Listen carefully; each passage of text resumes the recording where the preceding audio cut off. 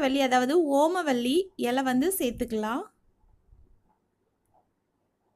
ஒரு பெரிய துண்டு இஞ்சி. இதே நீங்கள் குழந்தைங்களுக்கு கொடுக்குறதா இருந்தால் பாதி இஞ்சி சேர்த்தா போதும். 10 துளசி இலை, 1 டேபிள் ஸ்பூன் சீரகம்,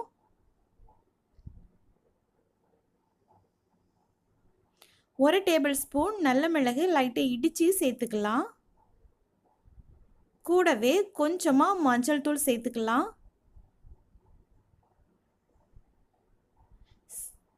இது எல்லாமே நல்லா கொதிக்கட்டும்.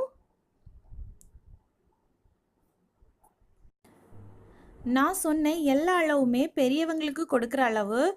இதே நாம் குழந்தைங்களுக்கு கொடுக்குறதா இருந்தால் இஞ்சியும் நல்ல மிளகும் கம்மி பண்ணி சேர்க்கணும். அப்போ தான் காரம் கொஞ்சம் கம்மியாக இருக்கும். இப்போ 2 கப் அளவு தண்ணி சேர்த்துருக்குறோம். இது 1 கப் அளவுக்கா வத்தி வர